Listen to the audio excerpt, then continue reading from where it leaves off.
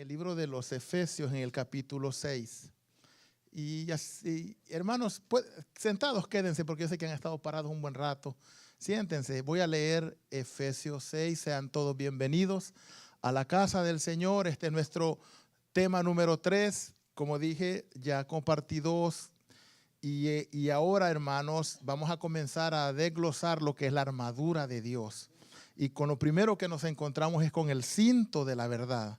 Dice Efesios, hermanos, el capítulo 6, el versículo 10. Por lo demás, hermanos míos, fortaleceos en el Señor y en el poder de su fuerza. Verso 11. Vestíos de toda la armadura de Dios para que podáis estar firmes en contra de las acechanzas del diablo. Porque no tenemos lucha contra sangre y carne, sino contra principados, contra potestades, contra los gobernadores de las tinieblas de este siglo, contra huestes espirituales de maldad en las regiones celestes. Por tanto, tomad toda la armadura de Dios para que podáis resistir en el día malo, y habiendo acabado todo, estad firmes. Estad pues firmes, ceñidos, dice, vuestros lomos con la verdad y vestidos con la coraza de justicia y calzados los pies con el apresto del evangelio. Tomad, sobre todo tomad el escudo de la fe para que podáis apagar todos los dardos de fuego del maligno. Y tomad el yelmo de la salvación y la espada del Espíritu, que es la palabra de Dios. Pero note que lo primero, cuando habla de la armadura, dice, hermanos, de que estad pues firmes, ceñidos vuestros lomos con la verdad. Hoy, hermanos, en esta oportunidad, quiero hablarles de lo primero que leímos ahí, del cinto de la verdad. Y es bueno que estudiemos todo esto, hermanos, para que nosotros aprendamos de todas aquellas herramientas que Dios nos ha dado para poder crecer, para poder vencer, para poder triunfar, para ser mejores creyentes, para ser creyentes victoriosos. Amén. Entonces, el primer punto que vamos a tocar de la armadura que Dios nos ha dado, hermanos, es el cinto de la verdad. Bueno, ¿qué es un cinturón? Ustedes lo conocen, lo usamos. Lo usan los hombres y lo usan las mujeres. Lo puede ver en la pantalla ahí. Ese es un cinturón. Bueno, un cinturón dice que es una prenda de vestir, es flexible y hay de diferentes materiales. Hay de cuero y hay de materiales que son muy resistentes, hermanos. Y este cinturón lo ocupamos para ponérnoslo en la cintura. ¿Verdad que sí? ¿Cuántos tienen un cinturón como ese? Yo creo que la mayoría, todos los hombres tenemos muchos cinturones. Y las hermanas también tienen cinturones. Aunque los cinturones de las hermanas son diferentes a los de nosotros. Pero tenemos, y el cinturón, hermanos, tiene una función bien específica para nosotros. Es una prenda de vestir. Amén. Y explica lo que es un cinturón, que usted lo conoce, no necesito explicarlo, que tiene una hebilla, que tiene agujeros para que de acuerdo al grosor de la persona, así en el agujero correcto, pues allí se lo ubique. Y como he dicho, sirve para nosotros para sostenernos el pantalón. Bueno, el nombre, el cinturón, hermanos, de acuerdo a las regiones, tiene nombres diferentes, ¿sabían ustedes? Por ejemplo, allá en Chile, en España, en México, en Filipinas, en Uruguay, le llaman cinturón. Así le dicen. Pero, por ejemplo, en República Dominicana, en Venezuela, en Colombia, Ecuador, España, Perú, le llaman correa. Y en Argentina le llaman un cinto, en Cuba, Uruguay, Paraguay. En Centroamérica dice que le llamamos cincho. ¿Se han fijado que gente dice, pásame el cincho? O te voy a dar un cinchazo, ¿verdad? Bueno, se refiere a un correllazo o a un cinturonazo. Bueno, a eso se refiere. Entonces, hermanos, en algunos lugares, por ejemplo, dicen que en algunas partes de Honduras y de Costa Rica le llaman faja. Faja. Entonces, de acuerdo al país, de acuerdo a la región, pues así es el nombre, pero básicamente es lo mismo, un cinturón y sirve para lo mismo. Entonces, eso es lo primero que tenemos que nosotros a comprender la historia. Lo que encontramos en la historia es que el cinturón, hermanos, aparece por allá en los registros que hay. Aparece por la edad de bronce. Esto data de los años 2500 al año 1000 antes de Jesucristo. Desde allí aparece. Ahora, quiero hablarles del cinturón militar porque el cinturón le sirve mucho a los militares. Generalmente para nosotros nos ayuda como a presionar la cintura. Incluso es un elemento que lo usamos como para lucirlos. Pero el cinturón militar, hermanos, era un cinturón fuerte y estaba diseñado para sostener, en el Antiguo Testamento especialmente, para sostener el ¿qué? ¿Qué están viendo allí? La espada. Entonces el ejército de los diferentes reinos, imperios, hermanos, utilizaban un cinturón como ese y allí ponían, hermanos, la espada, que era el arma que utilizaban pues antes para ir a la guerra, para ir a la batalla. Entonces el cinturón militar era un fuerte, estaba diseñado para sostener, incluso, hermanos, y estaba diseñado para sostener la espada y también para cubrir parte del abdomen de la persona, del soldado. Y dice que podía estar incluso protegida con el peto. ¿Saben qué es un peto? Bueno, ¿qué es eso? Bueno, peto, hermanos, ¿qué es peto? Bueno, peto, hermanos, es la pieza, la armadura consta de dos piezas. La parte de enfrente, a ese se le llama el peto, ¿sí? Y había otra parte de atrás. Entonces, el cinto dice que iba metido en la parte esta de enfrente, en la coraza que se ponía el soldado. Y servía incluso para sostenerla. Si usted, ahí tenemos una figura de un soldado romano. Entonces el cinturón pasaba aquí por el peto para detener eso. Bueno, peto es la pieza de la armadura de placa que defiende el pecho del soldado y que también con la espalda componen lo que se conoce como la coraza. Entonces, la parte de atrás y la parte de adelante se conoce como la coraza, pero la parte de enfrente, solo la de enfrente, se le llama peto. Y el peto era sostenido muchas veces, hermanos, con el cinturón para que le diera más firmeza. Porque habían de diferentes tipos de armaduras. Esa es una. Hay más, hermanos, pero bueno, esa es una. Ahora bien, entonces el cinturón, nos damos cuenta que es muy importante el cinturón para un soldado. ¿Y sabía usted que usted es un soldado?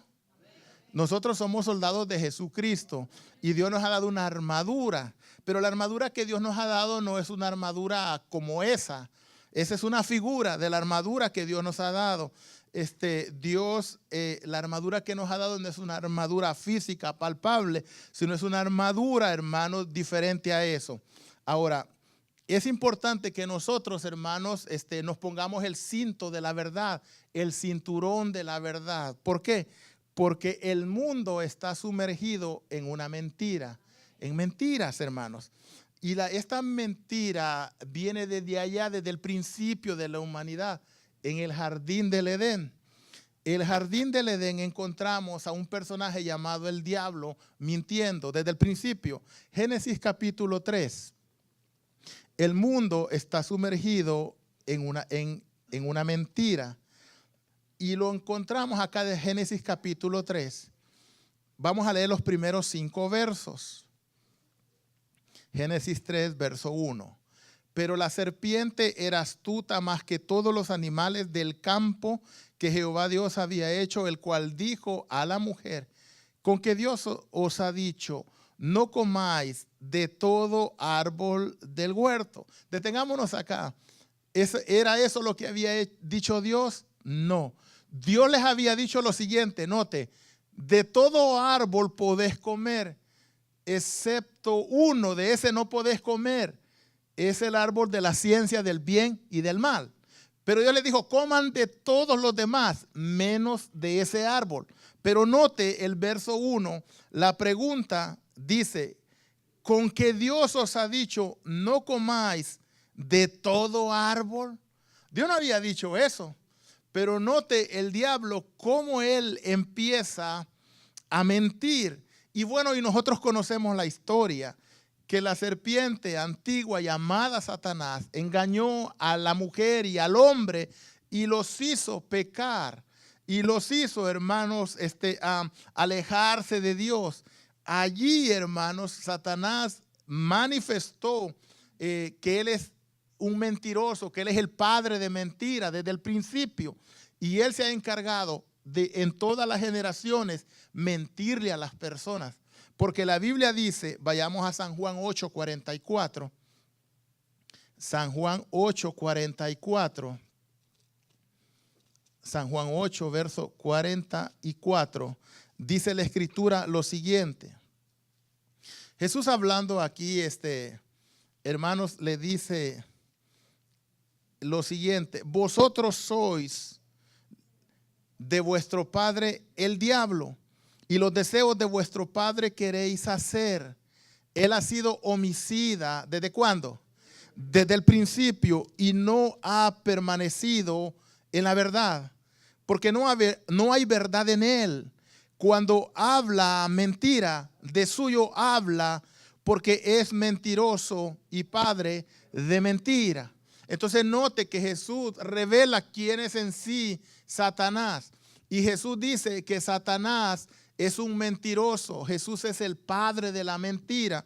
Y Satanás, hermanos, tiene inundada toda la tierra de mentira. Hay mucha gente engañada, mucha gente, hermanos, sumidas en mentiras, con conceptos, con ideas equivocadas de lo que es Dios, de lo que es la palabra de Dios. Por eso es importante que nosotros conozcamos la verdad. Y Jesús aquí revela que el diablo peca desde el principio, que él es el padre de la mentira, que él es el maestro en mentir. Y eso lo hemos estado viendo en todos estos temas que hemos estado estudiando atrás. Entonces, hermanos, el mundo está sumergido en una mentira grande, y el padre de toda mentira es Satanás. ¿Y sabían ustedes que todos nosotros muchas veces mentimos? Y eso no es bueno delante de Dios. A veces por cualquier cosa mentimos, y eso lo deberíamos de quitar de nosotros, porque eso no es de Dios. La mentira no es de Dios. La mentira es del diablo, hermanos. Y a veces, hermanos, sin ninguna razón mentimos. Y no debería ser así. Deberíamos de decir siempre la verdad. Y eso es lo que Dios quiere que nosotros hagamos, que digamos siempre la verdad. ¿Sabe por qué no tenemos que mentir? Preguntémosle en la Biblia por qué no tenemos que mentir. Vaya al libro de Apocalipsis, termino esta parte allí. Apocalipsis capítulo 21 y el verso 8. Búsquenlo, hermano. Apocalipsis 21, verso 8. Es importante que lo leamos para que usted vea que todo lo que le enseñamos aquí en la iglesia está escrito en la palabra. ¿Lo tiene? 21, les dije, versículo 8. Dice, pero los cobardes e incrédulos, dice, los abominables y homicidas, los fornicarios y hechiceros, los idólatras y todos los mentirosos tendrán su parte en el lago de fuego. Dice, en el lago de fuego y azufre, que es la muerte segunda. Entonces note lo que dice la palabra del Señor, que los mentirosos no heredarán el reino de Dios. Todos, dicen los idólatras, todos los cobardes. Los cobardes son aquellos que empiezan en el evangelio, hermanos, y cuando vienen las pruebas, cuando vienen las dificultades, se van del evangelio y se van al mundo y se van hablando. Esos son los cobardes, hermanos. Los idólatras, aquellos que adoran las imágenes o adoran a las personas, porque hay gente que adora a personas, hermanos. Usted le puede estar diciendo lo que dice la palabra, pero si la abuelita le dijo algo, ellos, hermanos, se mantienen en lo que la abuelita les dijo, sin importar que la palabra de Dios diga otra cosa. Entonces, hermanos, dice que los hechiceros también, los fornicarios son aquellos que tienen relaciones sexuales sin casarse. Los que andan de novio y se unen, esos, dice, tendrán su parte en el lago de fuego que arde con azufre. Dice, fuego con azufre. Y también los mentirosos. Ay, hermano, los mentirosos. ¿Por qué no vino a la iglesia, hermano? Le hemos dicho esto siempre. Hermano estaba trabajando y lo vimos bien bronceadito. Andaba en la playa, hermano, y vino todo bronceado. No necesita mentir, hermano. No me fui a la playa, me fui a pasear con mi familia. ¿Y ya? ¿Qué le vamos a decir? No le vamos a hacer nada. Se fue a pasear, está bien. Uno puede pasear con su familia, tiene derecho, está bien. Ahora, no podemos pasar de paseo en paseo todos los domingos, ¿no? ¿Verdad? Porque hay que dedicarle tiempo a Dios. Hay un momento en que le debemos dedicar para glorificar y exaltar a aquel que nos bendice, aquel que nos da, hermanos, todo lo que tenemos. Y ese es Dios. Entonces tenemos que dedicarle un tiempo para exaltar su nombre, para glorificar su nombre. Entonces los mentirosos no heredarán el reino de Dios. Los mentirosos se van a ir al lago de fuego que arde con azufre.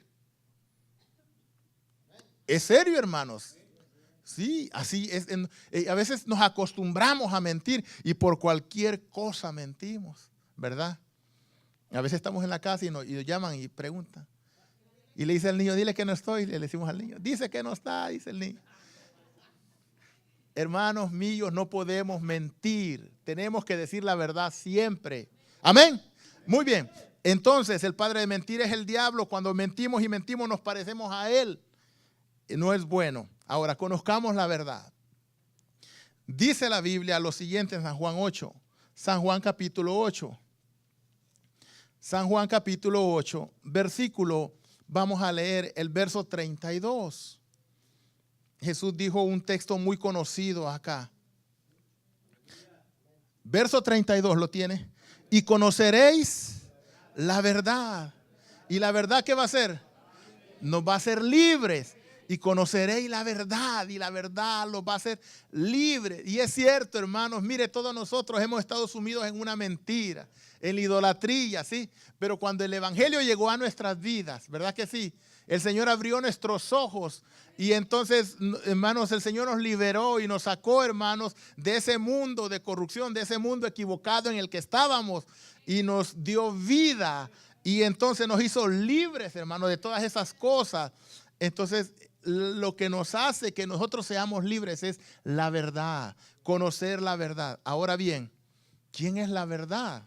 Es la pregunta que nosotros deberíamos de hacernos. La verdad es que nosotros los cristianos necesitamos vestirnos, hermanos, con esa armadura. Y esa armadura lleva un cinto que es verdad. Ceñidos con el cinto de verdad significa tres cosas. Cuando decimos que nos vamos a poner el cinto de la verdad, eso significa tres cosas. La primera, conocer a Jesús. La segunda, conocer su palabra. Y la tercera, vivir la palabra de Él. Tres cosas y lo vamos a explicar. Primero, conocer a Jesús. San Juan capítulo 14, versículo 5. Note qué interesante. Nosotros necesitamos conocer a Jesús para ser libres. San Juan 14, versículo 5. Dice el verso 5, le dijo Tomás, Señor, no sabemos a dónde vas. ¿Cómo pues podemos saber el camino? Y Jesús le dijo, yo soy el camino. ¿Y qué más? Y la verdad y la vida. Y nadie viene al Padre sino por mí. ¿Cuántos dicen amén? ¿Quién es la verdad? Jesús, gloria a Dios. Entonces él dijo, yo soy la verdad. Entonces conozcamos a Jesús. Jesús, ¿quién es Jesús para nosotros, hermanos? Jesús es número uno, nuestro Salvador. ¿Sí? ¿Verdad que sí? Jesús es el Hijo de Dios. Jesús es Dios.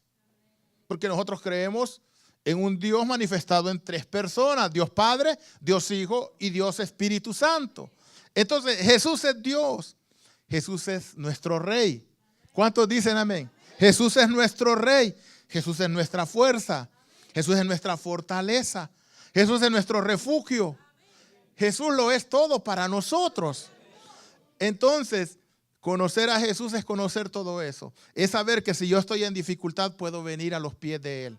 Y yo sé que Él, hermanos, me va me va a bendecir, yo sé que Él me va a proteger, yo sé que Él me va a cuidar, yo sé que Él va a hacer, hermanos, algo por mí. No estamos solos. Él dijo en su palabra que no nos iba a dejar huérfanos, sino que Él iba a enviar el Consolador para que estuviera con nosotros. Y entonces cuando nosotros nos reímos, ahí está Jesús. Pero también cuando lloramos, ahí está Jesús. Cuando nosotros estamos solos y angustiados, allí está Él. Él está siempre con nosotros. Entonces, ponernos el cinto de la verdad significa también conocer a Jesús, porque Él es la verdad. Ahora note, también el punto número 2 dijimos que conocer a Jesús es conocer también su palabra. Mire lo que dice la Biblia con respecto a conocer la palabra. Lucas capítulo 2, versos 46 y 47. Conocer su palabra. Jesús conocía la palabra. Y nosotros como seguidores, como discípulos, como siervos de Él debemos conocer también la palabra. Ok, detengámonos aquí un momentito. ¿Se recuerdan que un día fueron a adorar José y María a Jerusalén? ¿Se recuerdan? Cuando Jesús tenía como 12 años. Y estando hermanos, ellos en Jerusalén volvieron. Y en el camino dice que se dieron cuenta que Jesús no estaba. ¿Se recuerdan? Y dice lo siguiente, que volvieron a buscarlo. Y cuando de repente llegaron al templo, lo encontraron. Y dice lo siguiente, versículo 46, Lucas 2:46. Y aconteció que 3 días después le hallaron en el templo, sentado en medio de los doctores de la ley, oyéndoles y preguntándoles. Y todos los que le oían se maravillaban de su inteligencia y de sus respuestas. Note que Jesús, hermanos, se quedó en Jerusalén. Y los padres empezaron a buscarlo desesperados.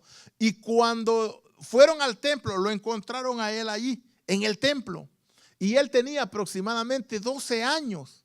Imagínense un muchacho de 12 años. Luego él estaba, hermanos, dice, con los doctores de la ley. ¿Sabe usted quiénes eran los doctores de la ley? Los doctores de la ley, es decir, un maestro de la ley, era alguien con un profundo conocimiento de la ley y capacitado para enseñar sobre esa ley. O sea, no eran hombres cualquiera, eran hombres súper preparados. La palabra griega que encontramos allí en Lucas 2, en Lucas 2:46, es la palabra griega nomodidáscolos. Y esa palabra la partimos en dos. Nomodidáscalos. Nomo significa ley y didáscalos, maestro. O sea, se refiere a un maestro de la ley. Un doctor de la ley era un hombre judío con un profundo conocimiento de la ley de Moisés. Y dice también, y conocía también todo lo que es la palabra de Dios. Dicen que para ser un doctor de la ley tenías que hacer una serie de exámenes y te examinaban otros doctores. Y si tú contestabas correctamente, entonces tú eras aprobado para ser un doctor de la ley. Entonces note que cuando Jesús va al templo se encuentra con lo más granado de los judíos, con aquellos que sabían, que entendían la palabra, con aquellos que dominaban la ley, con aquellos que cuando usted no entendía algo, usted no iba, hermanos, con el vecino a preguntar, usted iba con el doctor para ver si el doctor en conocimiento, en la ley, para que él explicara. Y a eso dice la Escritura que con ellos dice que él estaba sentado, lo volvemos a leer otra vez, versículo 46.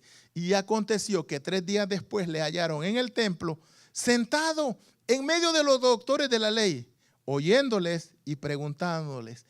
Y todos los que le oían se maravillaban de su inteligencia y de su respuesta. Usted se imagina, hermanos, los hombres preparadísimos, los dotados de conocimiento. Allí le hacían una pregunta al joven que tenía aproximadamente 12 años y venía él y le respondía con unas interpretaciones que ni ellos lo habían entendido ni la sabían, y por eso se quedaban atónitos, hasta pasmados por el conocimiento de Jesús. ¿Por qué Jesús? Porque Jesús respondía así, porque conocía su palabra. Entonces, ponernos el cinto de la verdad significa conocer la palabra de Dios. Significa que conocemos la palabra. ¿Y cuán importante es conocer la palabra? El domingo pasado les expliqué que cuando Jesús fue tentado, Él respondió con la palabra. Entonces nosotros vamos a ser, hermanos, enfrentados con algún problema o nos van a, hermanos, cuestionar. Y si nosotros conocemos la palabra, hermanos, vamos a salir victoriosos. Pero si nosotros no sabemos la palabra, nos va a tocar que quedarnos callados, porque ignoramos la palabra de Dios. Y hay gente que nos cuestiona. Y por ejemplo, hay gente que se pregunta, ¿y cómo es Dios? Y le pregunta, ¿y cómo es Dios? Dígame cómo es Dios. ¿Lo ha visto usted alguna vez? Te queda, porque no sabe la Biblia. Hemos dicho esto siempre. ¿Cuántas veces a la semana lee la Biblia? ¿Cuántos versos se conoce, se sabe de memoria usted de la palabra? Algunos que no la leímos, necesitamos estudiar la palabra para saber, porque tener el cinto de la verdad significa conocer la palabra de Dios. Entonces, si usted no conoce la palabra de Dios, no tiene cinto. ¿Y cómo se siente, hermanos, cuando uno se pone, no sé las hermanas, pero nosotros los hombres cuando nos ponemos un pantalón y no nos queda apretado, ajustado, sin cinturón, ¿cómo nos sentimos? Y lo andamos así, ¿verdad? O nosotros, generalmente la mayoría de hombres estamos acostumbrados a usar cinturón. Cuando no nos ponemos el cinturón, pareciera, hermanos, que nos falta algo porque andamos ahí. ¿Y dónde dejé mi cinturón? Lo tenemos que poner porque es una necesidad. Y así debe ser la palabra de Dios para nosotros, una necesidad. Entonces, primero conocer a Jesús, segundo conocer su palabra. Debemos conocer el Evangelio de Jesucristo. En el Evangelio de Jesús, ¿qué dice el Evangelio de Jesús? Dice que debemos de perdonar a los que nos ofenden. Amén. Que si alguien nos pega en una mejilla, poner la otra mejilla, orar por aquellos que nos maldicen. Sí, ¿verdad que sí? Y el Evangelio está lleno de muchas enseñanzas preciosas que muchas veces, hermanos, las ignoramos porque no leemos la palabra. O no lo vivimos porque, hermanos, realmente ni lo conocemos eso. En la Biblia habla del fruto del Espíritu, que es el amor, el gozo, la paz. Y a veces todas esas cosas nos faltan porque las ignoramos. Entonces, note, punto número 3, le dije también que es vivir esa palabra. Dije que ponernos el cinto de la verdad significa conocer a Jesús, conocer su palabra, pero ahora es vivir esa palabra. Amén. Ahora, veamos un ejemplo. Jesús atacó la hipocresía. Jesús, hermanos, cuando vino a esta tierra, con los primeros que siempre Él chocó y se enfrentó, fue con los líderes religiosos de aquella época.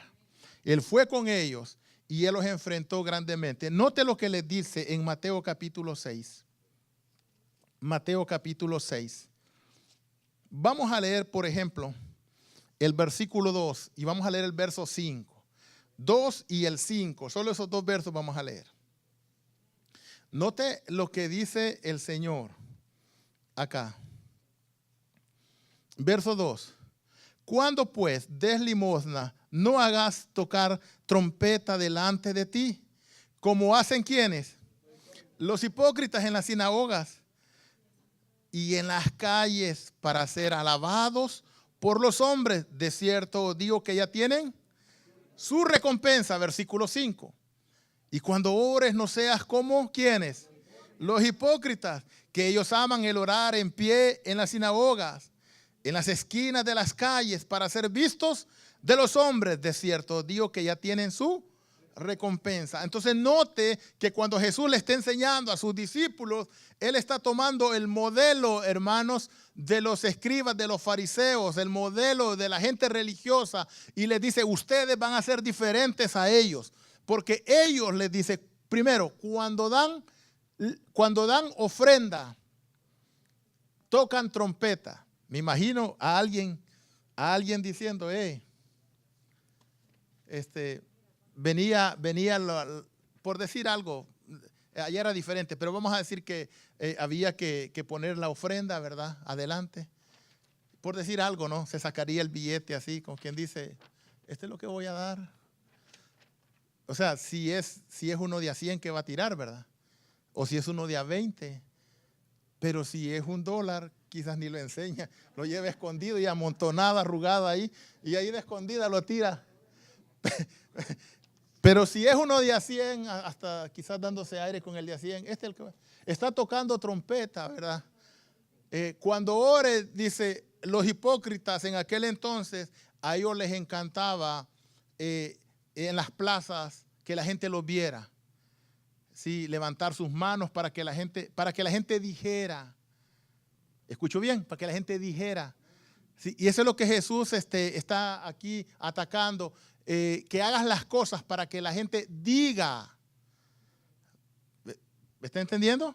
Entonces, para que ellos digan, dice, no seas como los hipócritas. La palabra hipócrita, hermanos, saben que también significa actor. Actor. Y la palabra actor, hermanos, actor es un hombre que hace un personaje. Por ejemplo, en alguna película le toca a este actor que se llama Juan, le toca hacer el papel de un ladrón. Entonces en la película viene y él hace su papel de ladrón. Ahora, pero Juan no es ladrón. Pero en la película él hace el papel de ladrón. Entonces aquí está, por ejemplo, María. Y María, por decir algo, no es chismosa, pero en el papel hace, en la película hace el papel de chismosa. ¿Me entiende? Entonces Jesús lo que está diciendo, no sean actores, no finjan. ¿Sí? Delante de la gente no se muestren como no son, sino muéstrense como son, es lo que está diciendo. Que no hagan las cosas para que la gente los mire. Porque cuando uno hace las cosas para que la gente lo vea, dice Jesús que nosotros ya tenemos nuestra recompensa. ¿Cuál es nuestra recompensa? El aplauso de la gente. Un decir. Entonces te tocó limpiar y tú dijiste, no empiezo hasta que me vea el diácono. Y estás ahí, cuando ella viene ya comienza. Y te vio, dice, qué limpio dejó. Ahí está tu recompensa. De Dios no viene nada para ti.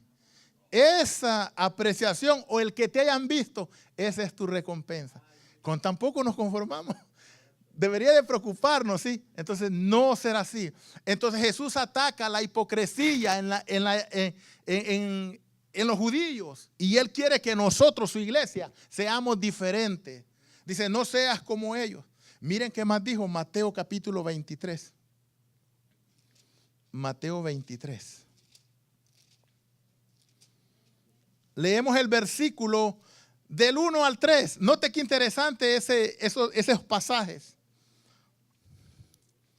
¿Están conmigo? Entonces habló Jesús a la gente y a sus discípulos diciendo, en la cátedra de Moisés se sientan ¿quiénes? Los escribas y los fariseos, dos grupos religiosos de aquel entonces. Así que todo lo que os digan que guardéis, guardadlo y hacedlo, mas no hagáis conforme a sus obras, porque dicen y no hacen. ¿Cuántos dicen amén? Oiga, Jesús, hermanos, desde el principio atacó a los actores, a los hipócritas. En este caso eran los escribas y los fariseos. Y Jesús dijo, sobre la cátedra de Moisés se sientan los escribas y los fariseos. ¿Saben qué era la cátedra de Moisés? La cátedra de Moisés, hermanos, dice que se refiere directamente a lo que se conoce como el Sanedrín.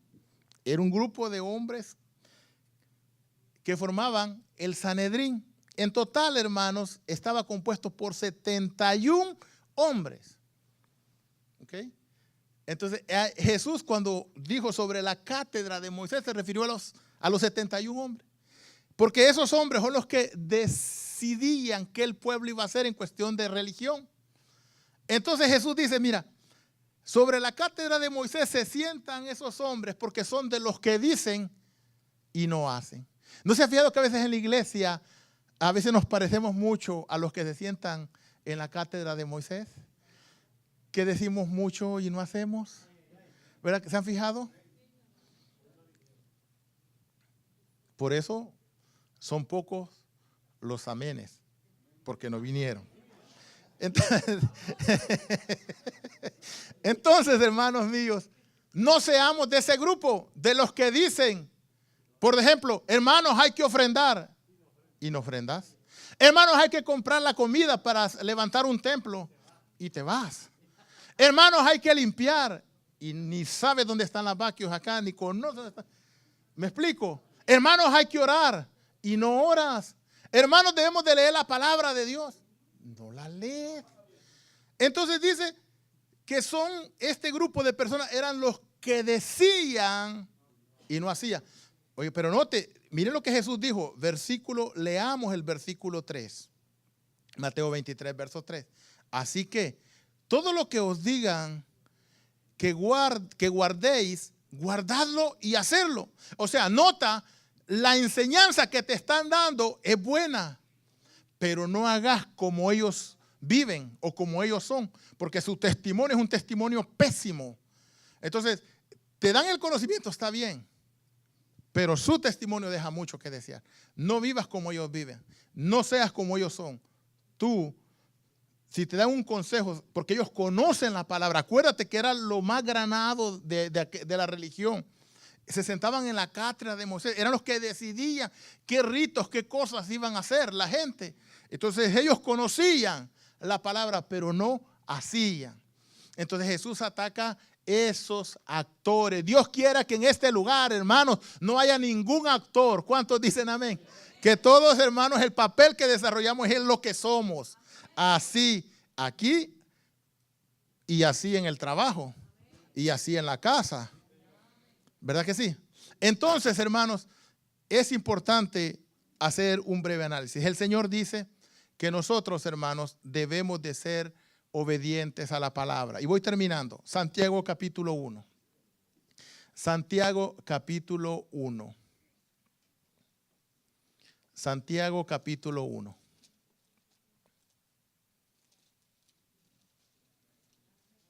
¿Lo tiene? Vamos a leer el versículo 22. Santiago 1, verso 22. ¿Lo tiene? Dijo el Señor en su palabra: pero sed hacedores de la palabra y no tan solamente oidores, engañándonos a vosotros mismos. Note que el engañado es uno mismo. O sea, eres tú el perjudicado, tú. Y Dios no quiere, hermanos, que nosotros nos confundamos. Dios no quiere, hermanos, que nosotros perezcamos. Dios quiere que nosotros nos salvemos. Por eso venimos a la iglesia a conocer, a aprender de la palabra. Entonces, hermanos, nuestro primer punto en lo que es la armadura de Dios es el cinto de la verdad. Y en conclusión, lo que podemos decir es que Dios nos manda a que nosotros, son tres cosas las que leímos acá. La primera, hermanos, que nosotros conozcamos a Jesús. Segundo, que conozcamos la palabra de Jesús. Y tercero, hermanos, que vivamos la palabra de Jesús. Que seamos, hermanos, hacedores de la palabra de Dios y no solamente oidores. Ceñidos del cinto de la verdad significa conocer a Jesús, conocer su palabra y vivir su palabra. Esto es bien fundamental. Si nosotros conocemos a Jesús, nadie va a poder mover nuestra fe de Él. Si nosotros, hermanos, aprendemos su palabra, no hay nadie que nos va a engañar. Y si nosotros, hermanos, si nosotros conocemos la palabra de Dios, si nosotros nos entregamos a Él y si nosotros vivimos de acuerdo a su voluntad, vamos a ser muy bendecidos.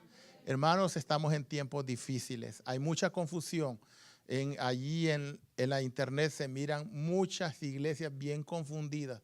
Necesitamos apegarnos a la palabra porque estamos en esos últimos días donde hay mucha confusión.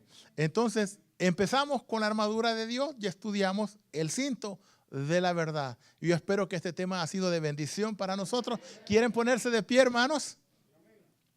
Y le vamos a pedir al Señor en esta tarde que Él, hermanos, nos ayude a permanecer en